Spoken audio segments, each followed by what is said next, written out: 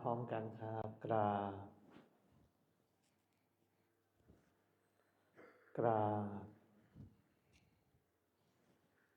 กราบกราบบารมีธรรมพ่อแม่ครูบาอาจารย์ครับ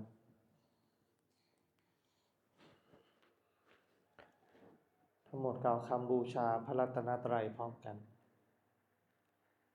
อิมินาสการเรนะพุทธังอภิปูชยามะอิมินาสการเรนะธัมมังอภิปูชยามะอิมินาสการเรนะสังฆังอภิปูชยามะอะระหังสัมมาสัมพุทโธภควาพุทธังภวันตังอภิวาเทมิสวากขาโตภควตาธัมโมธัมมังนามัสสามิสุปฏิปันโนภควโตสาวกสังโฆสังฆังนะมามิเปิดหนังสือหน้าที่4หันธรรมยังพุทธัสสะภะคะวะโตปุพพาคณมะการังกโรมะเซนะโมตัสสะภะคะวะโตอะระหะโตสัมมาสัมพุทธัสสะนะโมตัสสะภะคะวะโตอะระหะโตสัมมาสัมพุทธัสสะนะโมตัสสะภะคะวะโตอะระหะโตสัมมาสัมพุทธัสสะพุทธังสารนังคัจฉามิธัมมังสารนังคัจฉามิสังฆังสารนังคัจฉามิทุติยมปิพุทธังสารนังคัจฉามิทุติยมปิธัมมังสารนังคัจฉามิทุติยมปิสังฆังสารนังคัจฉามิตติยมปิพุทธังสารนังคัจฉามิตติยมปิธัมมังสารนังคัจฉามิตติยมปิสังฆังสารนังคัจฉามิธรรมที่พระพุทธเจ้าทรงแสดงไว้เพื่อประโยชน์ของสัตว์โลกเป็นธรรมที่เห็นได้ยากยิ่งสำหรับธรรมที่จะกล่าวต่อไปนี้เป็นธรรมที่สามารถกระทำความสงบอันประเสริฐและสามารถประทานซึ่งสมบัติทั้งปวงเป็นเครื่องสงบเหตุร้ายทั้งปวงเป็นเครื่องป้องกันอมนุษย์และยักษ์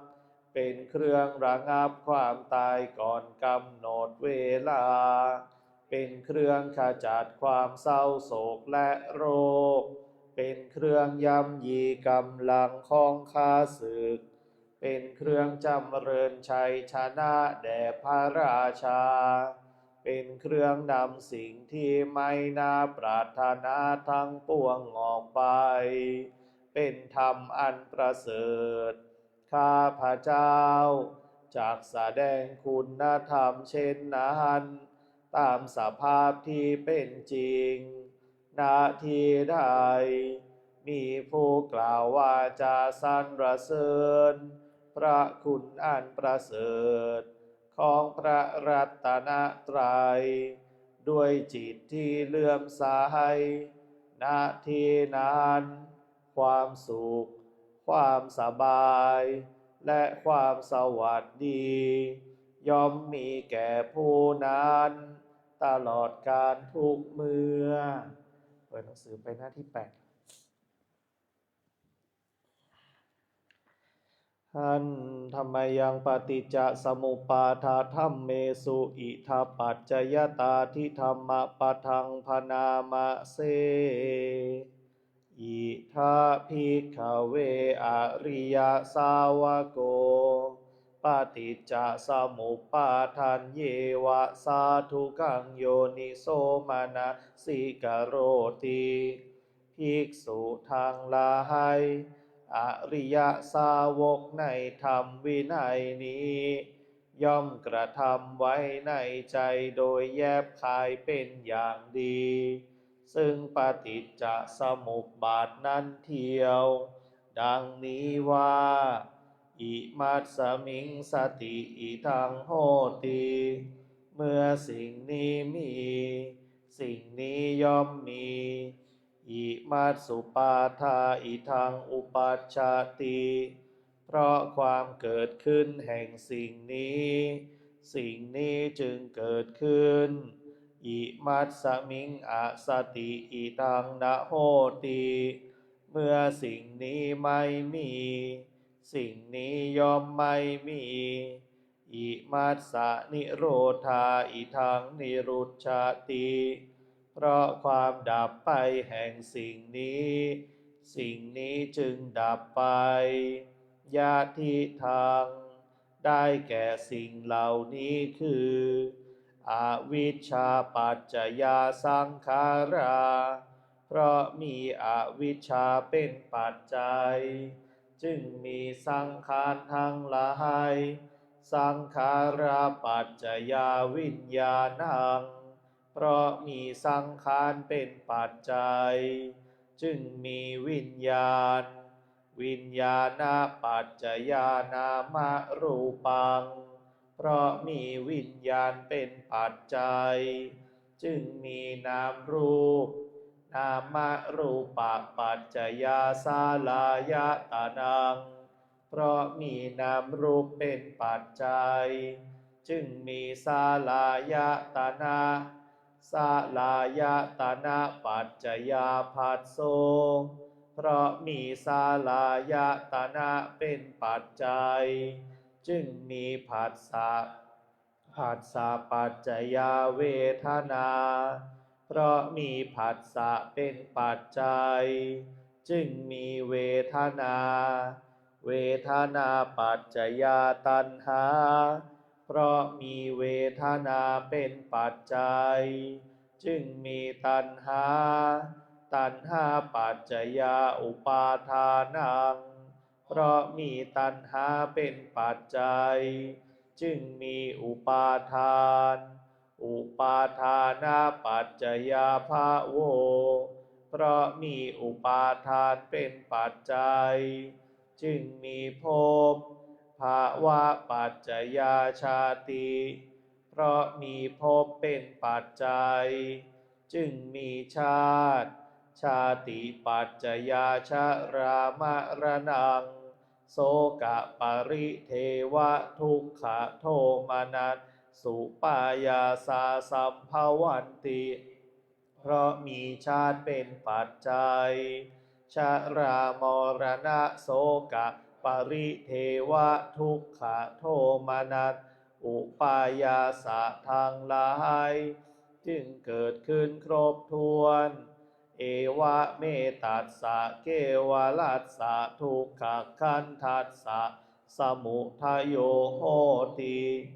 ความเกิดขึ้นพร้อมแห่งกองทุกข์ทั้งสิ้นนี้ย่อมมีด้วยอาการอย่างนี้อวิชชายะตะเววะอาเสสะวิราคะนิโรธาสังขาระนิโรโธเพราะความจางคลายดับไปโดยไม่เหลือแห่งอวิชชานั้นเทียวจึงมีความดับแห่งสังขาร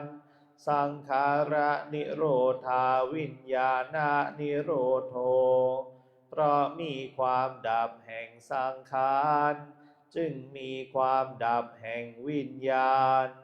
วิญญาณนิโรธานามรูปะนิโรโธเพราะมีความดับแห่งวิญญาณจึงมีความดับแห่งนามรูปนามรูปะนิโรธาสาลายตนะนิโรโธเพราะมีความดับแห่งนามรูปจึงมีความดับแห่งสาลายตนะสาลายตนะนิโรธาผัสสะนิโรโธเพราะมีความดับแห่งสาลายตนะจึงมีความดับแห่งผัสสะผัสสะนิโรธาเวทนานิโรโธเพราะมีความดับแห่งผัสสะจึงมีความดับแห่งเวทนาเวทนานิโรธาตัณหานิโรโธเพราะมีความดับแห่งเวทนาจึงมีความดับแห่งตัณหาตัณหานิโรธาอุปาทานะนิโรโธเพราะมีความดับแห่งตัณหาจึงมีความดับแห่งอุปาทานอุปาทานะนิโรธาภาวะนิโรโธเพราะมีความดับแห่งอุปาทานจึงมีความดับแห่งภพภาวะนิโรธาชาตินิโรโธเพราะมีความดับแห่งภพจึงมีความดับแห่งชาติชาตินิโรธาชารามรณังโสกปริเทวะทุกขโทมนัสสุปายาสานิรุชชันติเพราะมีความดับแห่งชาตินั้นแลชรามรณะโสกปริเทวะทุกขโทมนัสอุปายาสะทางหลายจึงดับสิ้นเอวะเมตัสสะเกวลัสสะทุกขคันทัสสะนิโรโธโหติความดับลงแห่งกองทุกข์ทั้งสิ้นนี้ย่อมมีด้วยอาการอย่างนี้ดังนี้เปิดหนังสือหน้า89ชายันโตโพธิยามุนเลสากายานังนันติวัตาโนเอตวังวิจัยโยโหหิจายาสุชัยยามังคาอาปาราชิตาปัลลังเกสีเสปัทาวิโปคาเรอาภิเสกสัพพพุทธานังอาคัปปโตปาโมทาติสุนักขัดตังสุมังคาสุปาปาตังสุโหติตังสุขาโนสุมุโหตโตจะสุยิทังพระมาจาริสุปาทาขีนังกายกัมมังวาจากัมมังปาทาขีนังมโนกัมมังปานิทิเตปาทาขีนาปาทาขีนานิกาตวานาลาพันตัตถิปาทาขีเนสุโคพุทธานังอุปัสสุขาสัทธรรมเตสานาสุขาสังคัสสะสามัคคีสามัคคาตาโปสุโขคาติโยเศธโธชะเนตัสสามิงเยโคตาปาติชายโน จารณาสัมปันโนโสเซโทเตวามนุษย์เศรษฐีวาตาปาติอาทิโจรติมาภาจันทิมาสานัตโทคาติโยตาปาติชายิตาปาติพระมโนสัพพะมะโหรัตตังพุทโธตาปาติเตชะสาโรคายาปารามาลาสันตุถีปารามังทานังวิสาสาปาระมายาตินิพพานังปะระมังสุขัง